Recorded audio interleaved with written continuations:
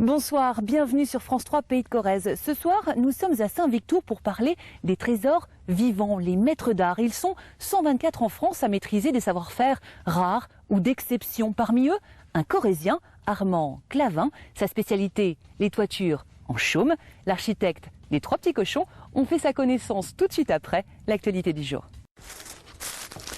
Voilà, de retour à Saint-Victor pour parler d'un métier d'exception, chaumier, autrement dit la confection de toitures en chaume, un savoir-faire ancestral, mais vous allez le voir, toujours d'actualité, grâce à Armand Clavin, un chaumier corrézien qui vient d'être nommé maître d'art par la ministre de la Culture et de la Communication.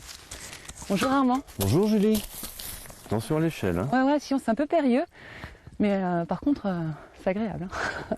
De la hauteur et un léger vertige, devenir maître d'art a bouleversé Armand Clavin. D'abord parce que c'est la plus haute distinction pour un artisan d'art. Ensuite parce que c'est la toute première fois qu'un chaumier reçoit ce titre. Ça représente un immense honneur. Voilà, vraiment, j'en suis plus que fier. Voilà. Le chaume, Armand est tombé dedans au gré d'une rencontre avec un chaumier, sculpteur et poète, une figure qui impressionne le jeune Lorrain.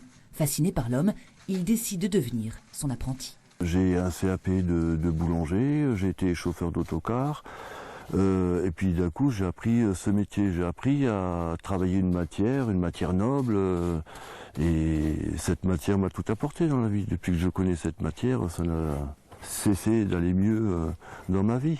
Derrière les pailles de roseaux et de seigle, un savoir-faire, vieux de 2000 ans, une page d'histoire, celle de nos campagnes où les trois quarts des habitations étaient des chaumières. Après-guerre, les routes, les nouveaux matériaux ont relégué le chaume au conte de fées, mais le savoir-faire, lui, a perduré. Et donc là, ce qu'il faut faire, c'est bien mettre la paille à sa place et y faire ce qu'on appelle le grain. Voilà, donc on remonte la paille en dégradé. Et donc il faut que les pailles soient bien rangées, comme une boîte d'allumettes que vous secouez, elles sont bien rangées. Et vraiment l'eau circule en surface et ne peut absolument pas pénétrer.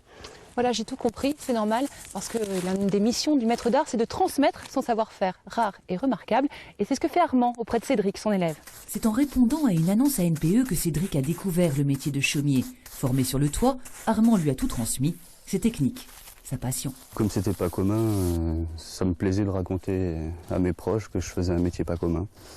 Et je me suis pris d'amour pour ce métier, ça fait 10 ans que je le pratique et j'en suis très fier et très content. En France, il n'y a ni école, ni diplôme de chaumier. C'est au maître d'art de former des élèves aux subtilités du métier, y compris celles qui ne sont plus usitées. Les techniques que j'ai apprises, moi, dans le début de ma carrière, c'était un lien de paille qui remplaçait cette tige de fer. Ça, c'est l'une des techniques qu'il va falloir que j'apprenne à Cédric et qu'il va falloir qu'il en fasse un mémoire. Un élève, 2 apprentis. Pour Armand, la relève est assurée, tout comme la clientèle.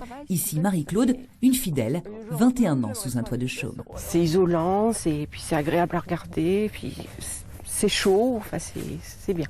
Là, j'ai une chambre, là, je vais aller voir justement ce matin, 18 sans chauffage. En plein hiver. En plein hiver. Hein, c'est quand même bien. Bon, ça ne bouge pas, quoi qu'en disent les contes de fées. Le chaume, c'est solide, c'est imperméable, c'est surtout un pan de notre patrimoine immatériel. Voilà, c'est ainsi que s'achève cette édition. Merci de l'avoir suivi. À bientôt sur France 3.